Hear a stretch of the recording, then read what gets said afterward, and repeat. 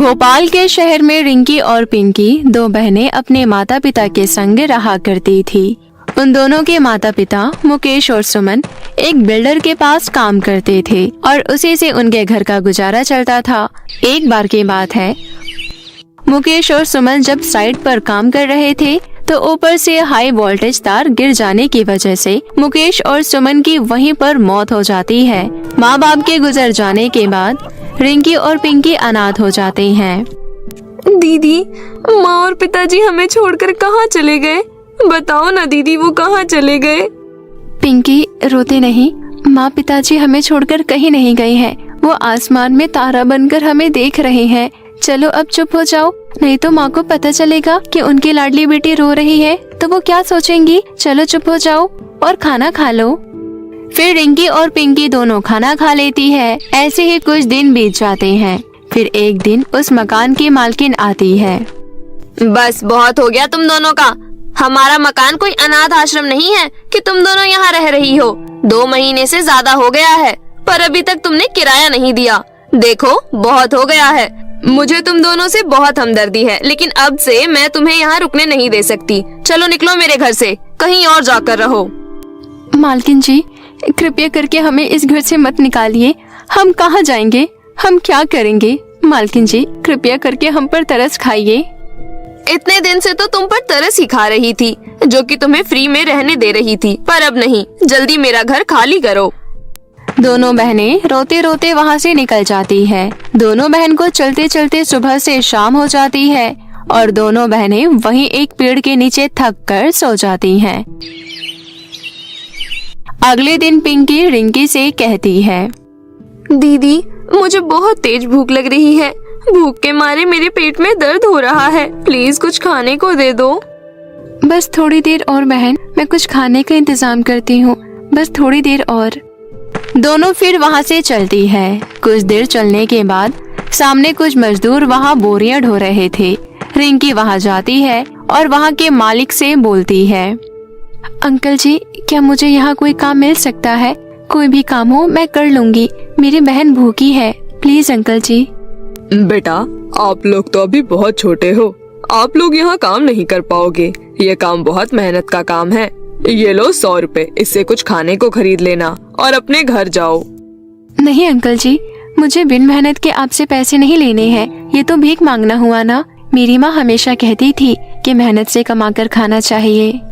अच्छा बाबा, ठीक है। सोमू, गुड़िया को काम बता दे और हाँ, शाम तक काम करने के 200 मजदूरी दे देना। आपका बहुत बहुत धन्यवाद अंकल जी। पिंकी, तुम थोड़ी देर यहीं बैठो। मैं जल्दी से ये काम खत्म करके तुम्हें बढ़िया बढ़िया खाना खिलाऊंगी, ठीक है? रिंकी पिंकी को वहीं बैठाकर खुद बोरियां ढोने का काम करने लगती है। पूरे दिन की कड़ी मेहनत के बाद शाम को रिंकी को पूरे 200 रुपए मिलते हैं। रिंकी सबसे पहले उन पैसों से अपनी छोटी बहन को रोटी सब्जी खरीद कर खिलाती है। दीदी, आपने भी तो सवेरे से कुछ नहीं खाया। पहले आप खाओ, मैं फिर खाऊंगी। फिर दोनों बहनें खाना खा लेती है। रात होने लगी थी। दोनों बहनों को सिर छुपाने के लिए कोई जगह नहीं मिल रही थी। तभी रिंकी पिंकी को लेकर अपने मौसा के घर चली जाती है और वहाँ पहुँचकर रिंकी अपने मौसा जी को सारी बात बताती है। ये सब बात सुनकर रिंकी का मौसा सुरेश बोलता है, शहर में इतना सब कुछ हो गया, मुझे पता ही नहीं चला। सही किया तुम दोनों यहाँ आ गई। अब तुम्हें चिंता करने की कोई जरूरत नहीं है। चलो अब तुम दोनों आराम कर लो। तभी रिंकी की मौसी शीतल रिंकी के चाचा से कहती है, देखो जी, ये घर कोई धर्मशाला नहीं है कि कोई भी मुंह उठाकर इधर चला आता है। वैसे भी ये घर मेरे भाई के दिए हुए पैसे से चलता है। खुद के बच्चियों को कमाकर खिलाने की तो औकात नहीं है आपकी, और इन दोनों अनाथ बच्चियों को मेरे सीने पर बैठा दिया। देखो, इन दोनों को अभी के अभी इस घर से बाहर निकालो, वरना मैं अपने बच्चों को लेकर हमेशा के लिए मायके चली जाऊंगी। तुम कैसी बातें कर रही हो? रात के अंधेरे में इन दोनों को मैं कहाँ छोड़ाऊं? सुबह होने दो, फिर मैं इन दोनों का कुछ बंदोबस्त करता हूँ। ये सब बातें रिंकी और पिंकी सुन लेती है। फिर वो दोनों रोते हुए वहाँ से दूर चली जाती है और रोते हुए बोलती है, अब क्या होगा दीदी? अब क्या करेंगे हम? कहाँ जाएंगे हम? एक ही सहारा बचा था, वो भी नहीं रहा। मुझे भी कुछ समझ नहीं आ रहा बहन। काश आज माँ बाबा जिंदा होते तो हमारी ये हालत नहीं होती। पर दीदी, आपने तो कहा था कि माँ बाबा हमें आसमान में तारा बनकर देख रहे हैं। क्या वो अभी भी हमें देख रहे हैं? पिंकी की मासूमियत भरी बातें सुनकर रिंकी भी रोने लगी और पिंकी से बोलती है, हाँ पिंकी, माँ बाबा आप हमें देख रहे हैं तो फिर हमारी मदद क्यों नहीं करते? देखो ना हम कितने तकलीफ में हैं। दीदी भी कितनी दुखी है। माँ बाबा आप हमें भी अपने पास बुला लो ना। मैं भी आपके साथ आसमान में तारा बनकर रहना चाहती हूँ। माँ अब तो मेरी भी हिम्मत नहीं रही, मुझे माफ कर दो माँ। मैं पिंकी का ध्यान नहीं रख पा रही हूँ और ना ही कुछ कर पा रही हूँ। माँ प्लीज हमें कोई रास्ता दिखाओ माँ। तभी वहाँ पर एक जादूगरनी प्रकट होती है। रिंकी पिंकी, मैं मोहिनी जादूगरनी हूँ। मैं जादुई नगर से आई हूँ। मुझे तुम्हारी माँ ने तुम्हारी मदद करने के लिए भेजा है। क्या सच में? हाँ सच में। जादूगरनी जी मेरे माँ बाबा कैसे हैं? वो ठीक तो है ना? हाँ वे लोग बहुत ही अच्छे हैं। उन्हें बस तुम दोनों की चिंता लगी रहती है, इसलिए उन्होंने आज मुझे तुम्हारी मदद करने के लिए भेजा है। बताओ मैं तुम्हारी कैसे सहायता कर सकती हूँ? फिर रिंकी और पिंकी जादूगरनी को सारी परेशानी बताती है। जादूगरनी जी हमारे पास सर छुपाने के लिए ना ही छत है और ना ही खाना खाने के लिए पैसा। अब आप ही बताइए जादूगरनी जी हम कहाँ जाएं और किससे मदद मांगे? तुम दोनों को अब चिंता करने की कोई जरूरत नहीं है। आज से तुम्हारी परेशानी खत्म। ये लो, ये जादुई 2 लाल सूट है। पहला रिंकी तुम्हारे लिए और दूसरा पिंकी तुम्हारे लिए। रिंकी तुम अपने लाल सूट को पहनकर जो भी बोलोगी वो सब मिलेगा, और पिंकी तुम्हारे सूट से तुम्हें बहुत सारा सोना चांदी धन दौलत मिलेगा। अच्छा अब मैं चलती हूँ, अपना ध्यान रखना। इतना बोलकर मोहिनी जादूगरनी वहाँ से गायब हो जाती है। रिंकी अपना सूट पहनकर अपने सूट से बोलती है, जादुई लाल सूट हमें एक घर दिला दो। इतना बोलते ही रिंकी के सामने एक आलीशान सुंदर सा घर बन जाता है और इस तरह से रिंकी उस जादुई लाल सूट से अपनी जरूरत की सारी चीजें मांगती है और वो उसे लाल सूट से मिल जाता है। पिंकी अपने सूट से खूब सारा धन मांगती है, जिससे वो दोनों बहुत ही जल्दी अमीर हो जाती हैं। अब रिंकी और पिंकी के पास किसी भी चीज की कमी नहीं थी। उन्हें जब भी किसी चीज की जरूरत होती थी वो उस जादुई लाल सूट से मांग लेती थी। वो अपने साथ साथ गांव के गरीब लोगों की खूब मदद करने लगी। धीरे धीरे जब ये बात रिंकी की मौसी शीतल को पता चलती है, पिंकी और रिंकी से मिलने के लिए उनके घर आ जाती है। अरे मौसी आप आइए आइए, अंदर आइए। रिंकी और पिंकी बेटा मुझे माफ कर दो, वो तो उस दिन यूं ही मेरे मुंह से अनाप शनाप निकल गया था। तुम्हें ऐसे बिना बताए घर छोड़कर नहीं जाना चाहिए था। तुम्हारे जाने के बाद मैंने तुम्हें कितना ढूंढा पर तुम दोनों कहीं मिली नहीं। अनजाने में जो भी गलती हुई हो मुझे माफ कर देना बेटा। पुरानी बातें भूल जाओ, आखिर मैं भी तो तुम्हारी माँ जैसी हूँ। कोई बात नहीं मौसी जी, हमें आपसे कोई शिकायत नहीं है। आप जब तक चाहो यहाँ रह सकती हो, अपना ही घर समझो। खाना खाने के बाद रिंकी और पिंकी के सो जाने के बाद उसकी मौसी चुपके से उठकर रिंकी और पिंकी के कमरे में जाकर उनका जादुई सूट चुरा लेती है और वहाँ से जाने लगती है। तभी उसके सर पर डंडों की बारिश होने लगती है। हाय मैं तो मर गई। ये क्या हो रहा है? अरे कोई रोको, रोको इसे, अरे बचाओ बचाओ। तभी शीतल की रोने की आवाज सुन रिंकी और पिंकी वहाँ आ जाते हैं। अरे मौसी ये क्या हो रहा है और आप इतना चिल्ला क्यों रही हो? मुझे माफ कर दे बेटी, मैं लालच में आकर तुम्हारे जादुई लाल सूट चुरा कर भाग रही थी, जिसके बाद मेरी ये हालत हो गई।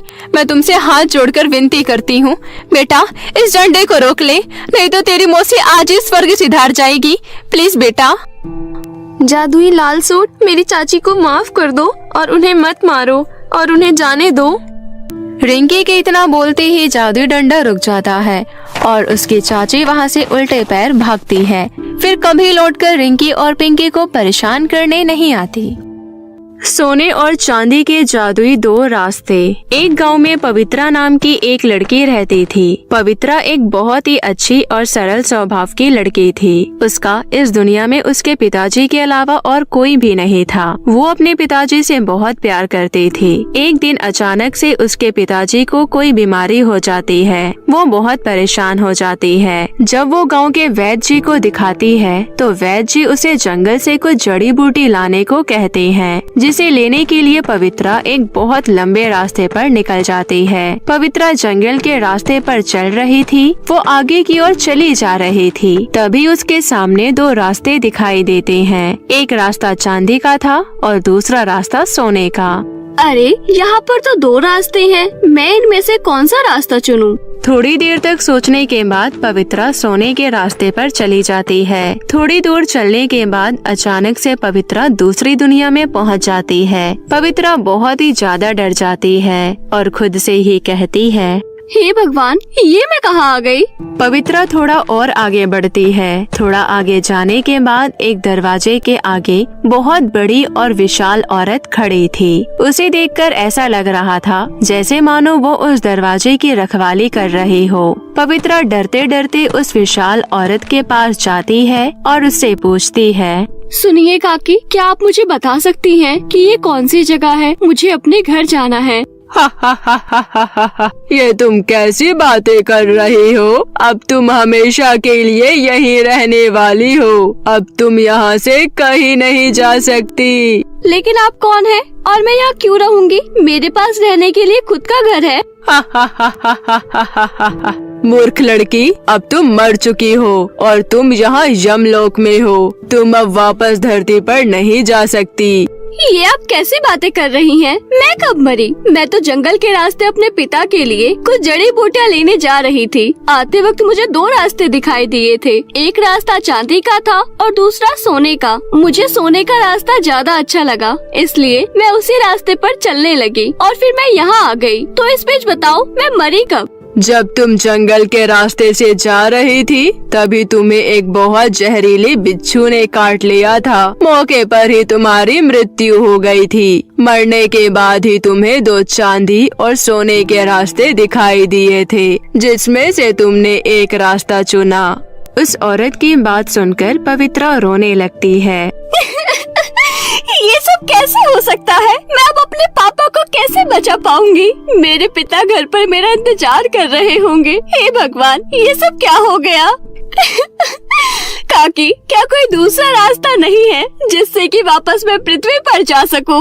अगर तुम कोई आसान रास्ता ढूंढ रही हो तो ऐसा बिल्कुल संभव नहीं है। रास्ता चाहे कितना भी मुश्किल हो, मैं उसे पार करने के लिए तैयार हूँ। मुझे अपने पिता की जान बचानी है। आप बस मुझे रास्ता बताइए। तुम्हारे पास एक रास्ता है जिससे कि तुम यहाँ से दोबारा पृथ्वी लोक पर जा सकती हो। तुम ये दरवाजा देख रही हो जिसके सामने मैं खड़ी हूँ। इस दरवाजे के अंदर एक बहुत विशाल महल है। वो महल मेरा है, लेकिन एक बुरे राक्षस ने उसे हथिया लिया है। मैं उस राक्षस का मुकाबला बिल्कुल नहीं कर सकती। अगर मैं उसके सामने जाऊंगी तो वो मुझे अपनी शक्तियों से भस्म कर देगा। फिर मुझे इसमें क्या करना होगा? अगर अंदर जाकर तुम उस राक्षस को मार दोगी और मेरा महल मुझे वापस दिलवा दोगी तो मैं तुम्हें वापस पृथ्वी लोक पर भेज दूंगी। ठीक है, मैं अंदर जाने के लिए तैयार हूँ। मैं अंदर जाकर उस राक्षस का मुकाबला करने के लिए तैयार हूँ। तुम एक बार फिर सोच लो, क्योंकि तुमसे पहले तुम्हारे जैसे बहुत लोग अंदर गए हैं लेकिन वापस लौटकर नहीं आ पाए हैं। तुम एक बार अंदर जाओगी तो वापस बाहर तभी आ पाओगी जब तुम उसकी हत्या कर दोगी। मुझे मंजूर है, मैं अंदर जाकर उससे लड़ूंगी। वो विशाल औरत पवित्रा की हिम्मत देखकर बहुत प्रसन्न होती है और पवित्रा को कुछ साधारण सी जादुई शक्तियाँ दे देती है। मैंने तुम्हारे शरीर में कुछ जादुई शक्तियाँ डाल दी है। ये शक्तियाँ उस राक्षस से लड़ने में तुम्हारी मदद करेगी। अब तुम्हें इन शक्तियों का इस्तेमाल अपनी सूझबूझ से करना होगा। अगर तुम इस कार्य में सफल रही तो मैं तुम्हें वापस पृथ्वी लोक पर भेज दूंगी। ये मेरा वादा है।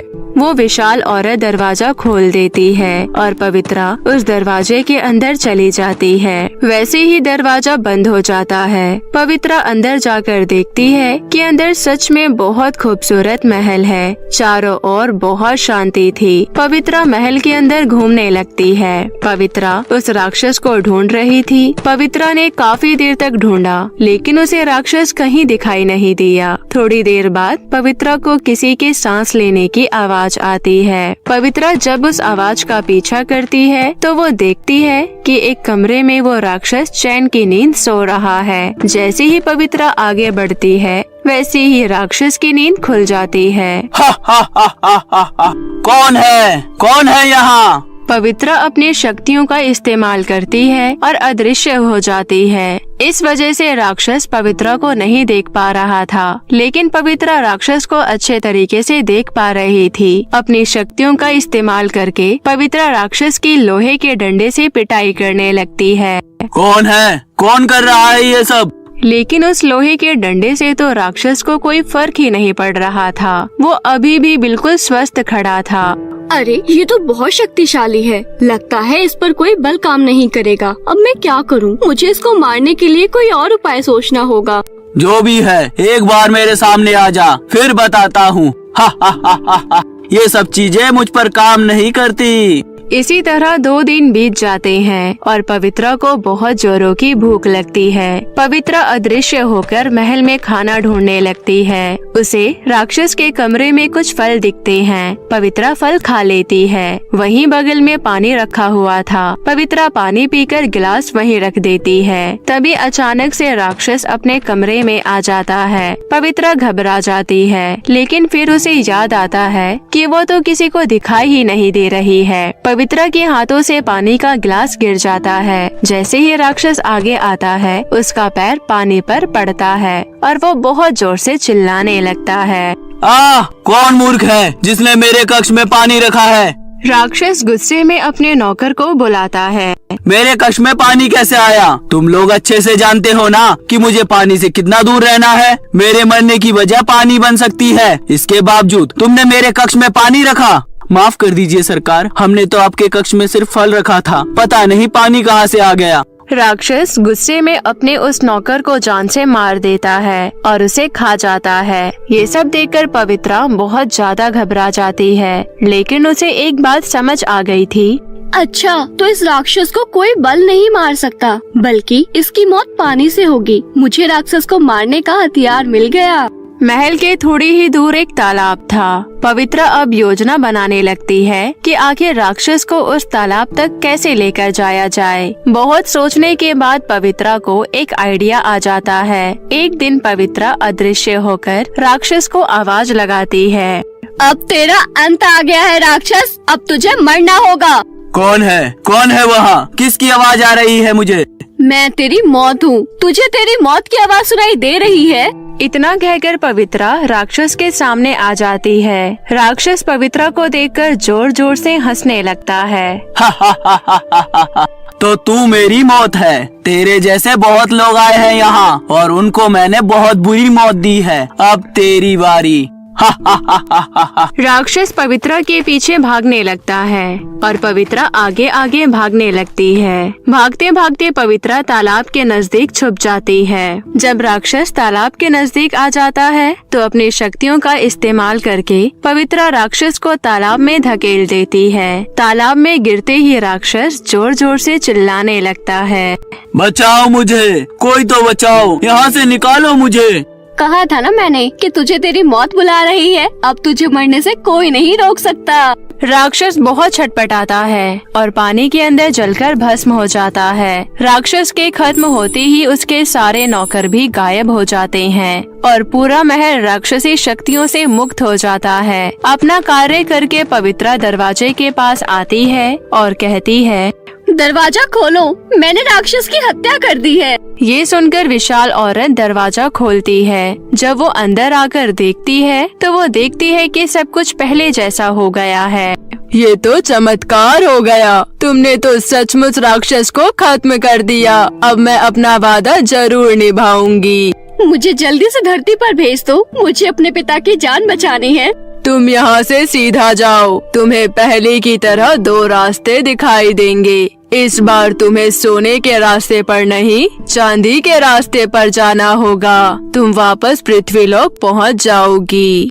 पवित्रा ऐसा ही करती है। थोड़ी दूर चलने के बाद उसके सामने दो रास्ते आते हैं और वो चांदी के रास्ते पर चलने लगती है। चलते चलते पवित्रा जंगल में उसी जगह पहुंच जाती है। वहाँ पर पवित्रा को अपने पिता को बचाने वाली जड़ी बूटी भी मिल जाती है। उसे लेकर पवित्रा फौरन अपने घर पहुँचती है और अपने पिता का इलाज करवाकर उन्हें बचा लेती है और अपना जीवन हंसी खुशी व्यतीत करने लगती है। बिंदियापुर गांव में मानसी अपनी सौतेली माँ शांति और अपनी सौतेली बहन निशा के साथ रहती थी। मानसी का रंग सांवला था और वहीं निशा का रंग गोरा था और वो बहुत सुंदर थी। अपनी सौतेली माँ शांति के धमकी से लाचार होकर मानसी दिन भर घर का सारा काम करती थी। घर का सारा काम करके मानसी अपनी सौतेली माँ के पास आकर कहती है, माँ, मैंने घर का सारा काम कर दिया है, खाना भी बना दिया है, तो मैं थोड़ी देर आराम कर लूँ।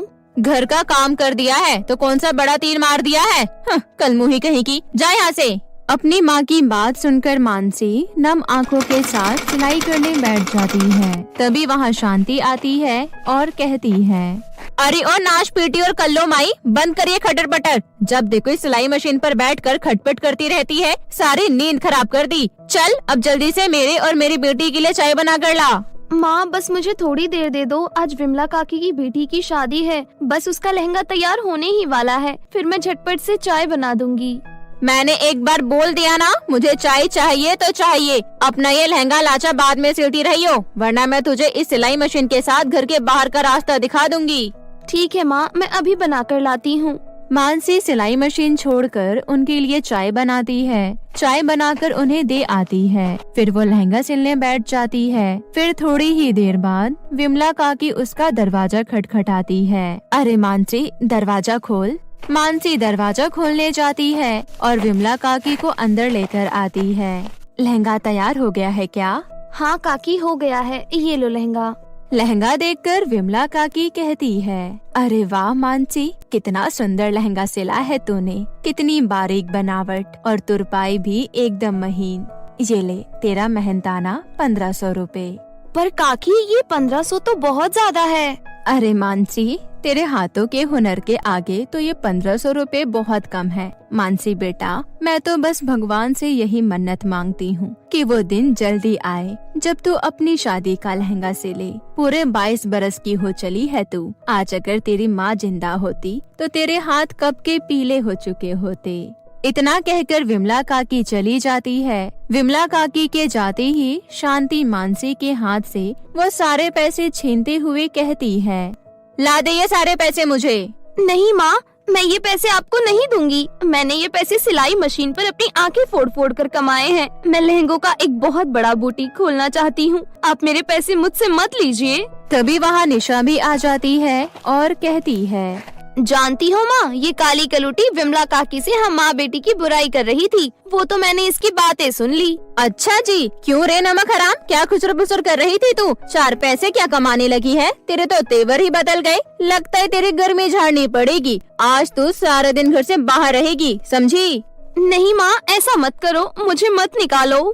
शांति मानसी की एक नहीं सुनती और मानसी को घर से बाहर निकाल देती है और घर का दरवाजा अंदर से बंद कर लेती है। बाहर मानसी काफी देर तक दरवाजा खटखटाती है, परंतु अंदर से कोई दरवाजा नहीं खोलता। काफी देर इंतजार के बाद भी जब कोई दरवाजा नहीं खोलता तो मानसी रोते हुए जंगल की तरफ चली जाती है। जंगल में सरजू और राजू नाम के 2 लकड़हारे लकड़ियाँ काट रहे होते हैं और आपस में बातें कर रहे होते हैं। अरे भाई, शाम के समय तो मुझसे लकड़ियाँ काटी ही नहीं जाती। मेरे हाथ तो बिल्कुल जम से गए हैं। अगर मेरी मजबूरी ना होती तो मैं इस समय लकड़ियाँ काटने नहीं आता। काश ही कुछ ऐसा होता जिससे हमारी गरीबी मिट जाती। अरे भाई, ऐसा कुछ तो है। मैंने सुना है जहाँ पर ये जंगल खत्म होता है वहाँ एक जादुई लहंगों की दुनिया है, पर मेरी हिम्मत नहीं होती वहाँ जाने की, इसलिए मैं आज तक कभी नहीं गया। उन दोनों की बातें सुनकर मानसी की आंखों में एक आर झिलमिलाने लगती है। वो तुरंत ही वहाँ निकल पड़ती है। जंगल में काफी देर चलने के बाद उसे एक दरवाजा दिखाई पड़ता है। उस दरवाजे को देखकर मानसी कहती है, ये कैसा दरवाजा है? इसका ढांचा तो लहंगे के डिजाइन का है। मुझे लगता है शायद इसी दरवाजे के पीछे लहंगों की दुनिया है। मुझे सोचने में वक्त नहीं गंवाना चाहिए। अब तो इस दरवाजे के अंदर जाकर ही पता चलेगा कि सच क्या है।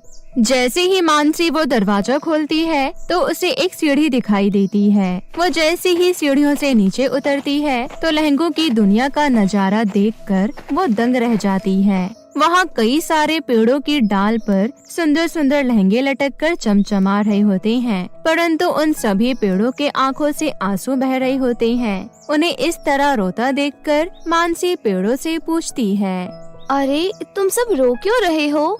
हम सब इन सभी जादुई लहंगों के लदे बोझ से थक गए हैं। क्या तुम हमें हल्का कर दोगी? हाँ हाँ जरूर, मैं आपको बोझ से निजात जरूर दिलवाऊंगी। मानसी पेड़ को जोर जोर से हिलाने लगती है, जिससे सारे जादुई लहंगे नीचे गिर जाते हैं। तभी पेड़ कहता है, तुम्हारा शुक्रिया बेटी। अब तुम इन सभी जादुई लहंगों को लेकर आगे बढ़ जाओ, वहाँ इसकी जरूरत होगी। ठीक है पेड़ जी। पेड़ के कहे अनुसार मानसी उन लहंगों को लेकर आगे बढ़ जाती है, जहाँ बहुत सारी काली काली लड़कियाँ खड़ी थी। उन लड़कियों की आंखों में बहुत बेचैनी थी। उन्हें देखकर मानसी उनसे पूछती है, सुनो, तुम सभी परेशान क्यों हो? मेरा नाम रेशमा है। हम सभी जादुई लहंगे के इंतजार में खड़े हैं, क्योंकि इससे ही हमारा काला रंग मिटेगा। अच्छा, तो मैं तुम्हारे लिए लहंगा लेकर आई हूँ। अरे हाँ, ये तो वही जादुई लहंगा है। क्या तुम इस लहंगे को हमें दोगी? हाँ हाँ क्यों नहीं, ये लहंगे तुम बेझिझक रख लो। मानसी उन लहंगों को उन्हें दे देती है। तुम्हारा शुक्रिया लड़की। इसके बाद मानसी आगे बढ़ जाती है, जहाँ उसे जादुई लहंगों से बना बहुत बड़ा आलीशान घर दिखता है। उसके अगल बगल बहुत सारे जादुई लहंगों के पेड़ भी लगे हुए थे और वहाँ दुल्हन की तरह सजी एक लड़की भी खड़ी थी। वो मानसी को देखकर कहती है, आओ मानसी, जादुई लहंगा लोक में बना ये जादुई लहंगा घर तुम्हारा स्वागत करता है। आज से ये जादुई लहंगा घर तुम्हारा है। ये तुम्हारी हर जरूरतों को पूरा करेगा। ये सुनकर मानसी की आंखों में खुशी के आंसू छलक पड़ते हैं और वो बोलती है, अभी नहीं, पहले मुझे अपने घर जाना होगा। वहाँ मेरी माँ और पिता से जुड़ी कुछ यादें हैं जो मेरे लिए सबसे बढ़कर हैं। मैं उन्हें लेकर जल्दी से लौटूंगी। ठीक है, हमें तुम्हारा इंतजार रहेगा। इसके बाद मानसी जादुई लहंगा लोक से निकलकर अपने घर की ओर बढ़ने लगती है, जहाँ घर के बाहर खड़ी उसकी सौतेली बहन निशा गुस्से से कहती है, माँ जल्दी बाहर आओ, देखो ये कलमुही लौट आई है। क्यों रे मेरी काली बहन, कहाँ थी अब तक? आज तो माँ तेरी अच्छे से हिसाब लेगी। मानसी बिना अपनी बहन को कोई जवाब दिए भीतर आकर अपने सामान बांधने लगती है, जिन्हें देखकर शांति कहती है, अरे ओ चोटी, क्या भर रही है इस बैग में? माँ, मैं इस घर से हमेशा हमेशा के लिए जा रही हूँ, क्योंकि मुझे रहने के लिए घर मिल गया है। ये सुनकर निशा कहती है, जाने दो माँ, इसके जाने से हमारे घर के ऊपर से काला बादल तो हटेगा। ये सब सुनकर मानसी चुपचाप बैग उठाकर वहाँ से जाने लगती है। तभी निशा कहती है, अरे यो मेरी काली बहन, इतना तो बताती जा, आखिर तू जा कहाँ रही है? जादुई लहंगे लोक में बसे जादुई लहंगा घर में। अब मुझे इस घुटन भरे घर में रहने की जरूरत नहीं है। इतना कहकर मानसी चली जाती है। ये सुनकर शांति अपनी बेटी निशा से कहती है, अरे मेरी बुद्धू बेटी, ऐसे खड़ी क्या है? इसका पीछा कर, आखिर माजरा क्या है पता तो कर। अपनी माँ की बात मानकर निशा मानसी का पीछा करने लगती है और लहंगे के दरवाजे तक पहुँच जाती है। अरे ये दरवाजा लहंगे का क्यों बना है? खैर मुझे क्या, मुझे तो बस जादुई लहंगा घर चाहिए। निशा मन में लालच लिए जादुई लहंगा लोक में प्रवेश करती है, जहाँ लहंगों से लदा पेड़ निशा से कहता है, जरा सुनो बेटी, मेरे तने इन लहंगों के बोझ से झुक गए हैं। तुम इन लहंगों को उतार कर मेरा बोझ हल्का कर दो। मैं यहाँ अपने मतलब से आई हूँ, तुम्हारी मदद करने नहीं। हाँ, इतना बोलकर निशा आगे बढ़ जाती है। आगे बढ़ने पर उसे वही काली लड़कियाँ मिलती है जो मानसी को मिली थी। जरा रुको लड़की, क्या तुम हमारे लिए लहंगे लेकर नहीं आई? अरे मैं क्या तुम्हारी नौकर हूँ जो तुम्हारे लिए लहंगे लेकर आऊंगी? हटो मेरे रास्ते से। निशा उन लड़कियों को धक्का देकर आगे बढ़ जाती है। आगे बढ़ने पर उसे बहुत बड़ा लहंगों का घर दिखाई पड़ता है, जिन्हें देखकर निशा बहुत खुश हो जाती है। और उस लहंगे घर में प्रवेश करने जाती है कि तभी उसके रास्ते में दुल्हन सी सजी लड़की दलदल पैदा कर देती है और निशा उसमें डूबने लगती है। अरे अरे कोई मुझे इस कीचड़ से बाहर निकालो, कोई बचाओ मुझे। निशा के चिल्लाने की आवाज सुनकर मानसी लहंगा घर से बाहर आती है। मानसी को देखकर निशा कहती है, मानसी मानसी मुझे इस कीचड़ से बाहर निकालो। मैं तुम्हारी कोई मदद नहीं कर सकती मेरी बहन, बुरे लालच का फल हमेशा बुरा ही होता है। तभी दुल्हन सी सजी लड़की निशा को बहुत ही बदसूरत बना देती है और उसे लहंगा लोक से बाहर फेंक देती है। निशा रोते रोते अपने घर पहुंचती है। निशा को ऐसी हालत में देखकर शांति कहती है, अरे ये भिखारिन कैसे मेरे घर में घुसी चली आ रही है? अरे कौन हो तुम और निकलो यहाँ से। अरे माँ मैं हूँ आपकी बेटी निशा। अरे बेटी तू उस कल्लो माई की तरह इतनी काली कैसे हो गई? फिर निशा रोते हुए अपनी माँ को सारी बात बताती है। देखा माँ, आपका लालच मुझे ले डूबा। हाथ तो कुछ लगा नहीं, उल्टा मैंने अपनी सारी खूबसूरती खो दी। वही मानसी जादुई लहंगे के घर में ऐसे अपनी जिंदगी जी रही है।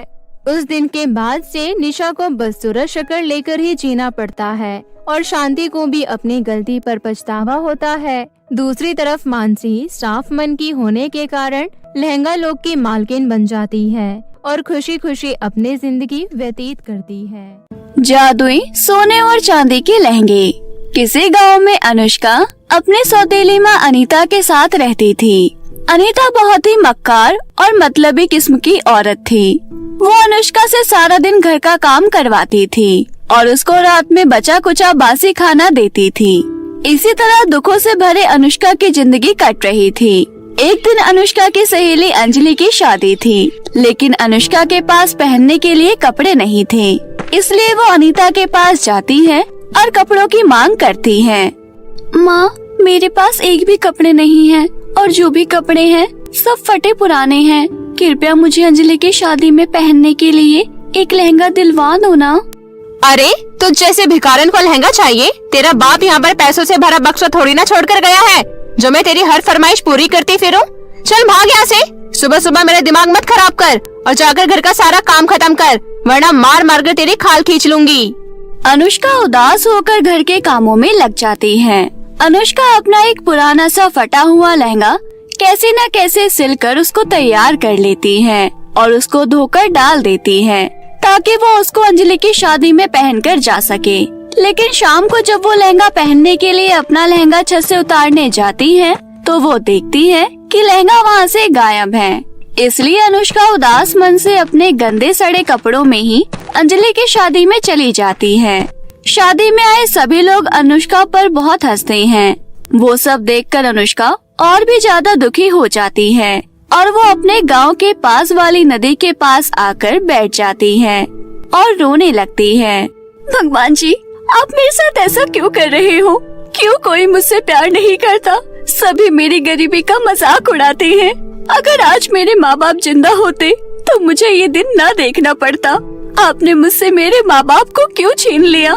मेरे माँ बाप को मेरे पास वापस भेज दो ना। मैं सौतेली माँ के साथ नहीं रहना चाहती। वो मुझ पर बहुत अत्याचार करती है और घर का सारा काम करवाती है और मुझे काम करवाने के बाद घर का बचा कुचा बासी खाना देती है और छोटी सी गलती हो जाने पर बहुत मारती है। मुझसे ये सब बर्दाश्त नहीं होता। ऐसा मत करो भगवान मेरे साथ। इतना कहकर अनुष्का रोने लग जाती है। वहीं से एक परी गुजर रही थी। परी जैसे ही अनुष्का को रोता देखती है तो परी को अनुष्का पर दया आ जाती है और परी अनुष्का से बोलती है, अरे बेटी तुम रो क्यों रही हो? अनुष्का परी को देखकर डर जाती है और कहती है, कौन हो तुम और ये तुम्हारे पीछे पंख कैसे लगे हैं? मेरी सौतेली माँ ने तुम्हें मुझे मारने के लिए भेजा है ना? नहीं, मैं एक परी हूँ। वैसे तुम्हारा नाम क्या है? मेरा नाम अनुष्का है। अनुष्का, तुम यहाँ पर बैठकर रो क्यों रही हो? तुम मुझे अपनी परेशानी बताओ, क्या पता मैं तुम्हारी कुछ मदद कर सकूं। परी के इतना कहते ही अनुष्का परी को सारी बात बताती है। तभी परी अपने जादू से अनुष्का को 2 सोने और चांदी के लहंगे देती है। अनुष्का, ये जादुई सोने और चांदी के लहंगे हैं। ये लहंगे तुम्हारी ख्वाहिश पूरी करेंगे। अब तुम खुशी खुशी इन लहंगों को लेकर अपने घर जाओ। अनुष्का खुशी खुशी उन जादुई सोने और चांदी के लहंगों को लेकर अपने घर आ जाती है और दोनों लहंगों को छुपाकर अपने अलमारी में रख देती है। रात हो चुकी थी। अनीता बहुत गुस्से में थी क्योंकि आज घर में खाना नहीं बना था, इसलिए वो बहुत तेज से चिल्ला रही थी। अरे कहाँ मर गई करमचली, घर में खाना भी बनाना है। तभी वहाँ पर अनुष्का आ जाती है। तुझे पता नहीं है कि अभी तक घर में खाना भी नहीं बना है? माँ, मैंने आपको बताया था ना, आज मेरी सहेली अंजलि की शादी है, मैं वही गई थी। अच्छा, तो तू अब अपने मन की भी करने लगी है। मुझसे बिना पूछे उसकी शादी में भी चली गई। इतना कहकर अनीता अनुष्का को खींचकर एक चाटा मारती है। माँ, मुझे मत मारो ना, मैं अभी जाकर आपके लिए खाना बनाती हूँ। इतना कहकर अनुष्का रोते रोते रसोई में खाना बनाने चली जाती है। लेकिन जैसे ही वो रसोई में जाती है तो देखती है कि खाना पहले से ही बना हुआ है। वो सब देखकर अनुष्का दंग रह गई। अरे, खाना तो पहले से ही बना हुआ है, आखिर ये कैसे हो सकता है?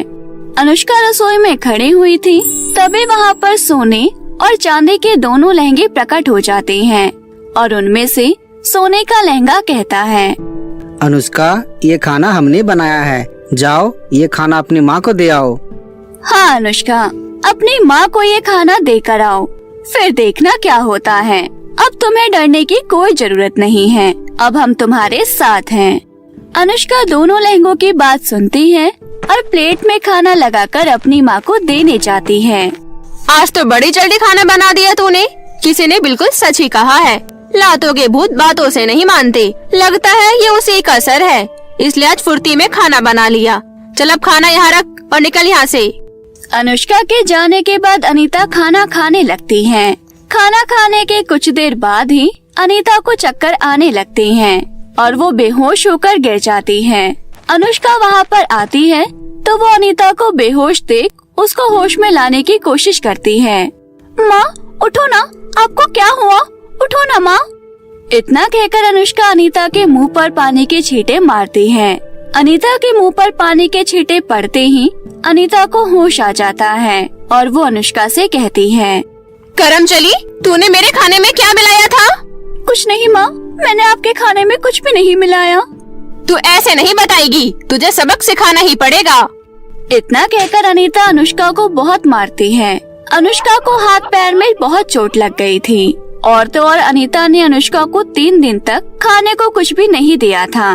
लेकिन अनीता को ये नहीं पता था कि अनुष्का के पास जादुई सोने और चांदी के लहंगे हैं। अनुष्का लहंगों की मदद से ही खा पी रही थी, लेकिन एक दिन अनीता अनुष्का को लहंगों से चीजें मांगते देख लेती है। जादुई सोने का लहंगा, मुझे कुछ कपड़े दे दो, मेरे सारे कपड़े फट गए हैं। और चांदी का लहंगा, तुम मुझे कुछ अच्छा सा खाना खाने के लिए दे दो। अरे, ये तो जादुई लहंगा लग रहे हैं और अनुष्का इनसे किसी भी चीज की मांग कर रही है तो ये लहंगे उसको ला कर दे रहे हैं।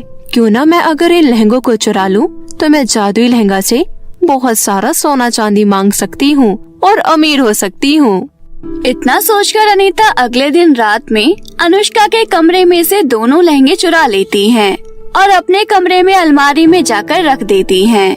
अगले दिन सुबह अनुष्का दोनों जादुई लहंगों को अपनी अलमारी में ना पाकर बहुत दुखी होती है। अरे, मेरे दोनों जादुई लहंगे कहाँ हैं? इधर अनीता अपने कमरे में दोनों लहंगों को अलमारी में से निकालती है और उनसे कहती है, सोने और चांदी के लहंगों, तुम दोनों मुझे भर भर के सोना चांदी दो। अनीता के इतना कहते ही दोनों लहंगों में से बहुत सारे पत्थर निकलते हैं और अनीता को मारने लग जाते हैं। अनीता डर के मारे भागते भागते अनुष्का के कमरे में पहुंचती है और साथ में वो दोनों लहंगे भी उसके पीछे पीछे आते हैं। अनुष्का, मुझे बचा लो, मैंने लालच में आकर तुम्हारे दोनों जादुई लहंगे चुरा लिए। मैंने इनसे बहुत सारे सोना चांदी मांगे, लेकिन इसमें से बहुत सारे पत्थर निकले और मुझे मारने लगी। तुम इनसे कहकर मुझे बचा लो ना, मुझे बहुत दर्द हो रहा है। अनुष्का, तुम इन्हें मत बचाओ, ये तुम्हारे साथ बहुत ज्यादा अत्याचार करती है, ये इसी लायक है। हाँ अनुष्का, ये इसी लायक है। नहीं, तुम दोनों मेरी माँ को माफ कर दो, आखिर में ये मेरी माँ ही तो है ना, और इनके अलावा इस दुनिया में मेरा कोई नहीं है, तुम इन्हें पहले जैसा कर दो। अनुष्का के इतना कहते ही दोनों लहंगे अपनी शक्ति से अनीता को पहले जैसा कर देती हैं। अनुष्का बेटा, तुम्हारा बहुत बहुत शुक्रिया। मैंने तुम्हारे पर बहुत अत्याचार किया। मुझे पता है मैं माँ कहलाने के लायक नहीं हूँ। मुझे माफ कर दो बेटी। कोई बात नहीं माँ, गलती हर इंसान से होती है, मैं आपको माफ करती हूँ। उस दिन के बाद से अनुष्का और अनीता जादुई लहंगे की मदद से थोड़े पैसे इकट्ठे करते हैं और अपने गांव में सभी अनाथ बच्चों के लिए एक अनाथ आश्रम खोलते हैं और साथ ही गांव के गरीबों की भी मदद करती हैं। दोनों जादुई लहंगे अनीता और अनुष्का की बहुत मदद करते थे। उस दिन के बाद से अनुष्का और अनीता की जिंदगी में किसी भी चीज की कमी नहीं रही और वो दोनों जादुई सोने और चांदी के लहंगों के साथ हंसी खुशी रहने लगी। तो मेरे प्यारे दोस्तों, कैसी लगी आपको हमारे आज के जादुई सोने और चांदी के लहंगे की कहानी? हमें कमेंट में जरूर बताएं और कहानी अगर आपको अच्छी लगी हो तो अपने दोस्तों के साथ जरूर शेयर करें। धन्यवाद।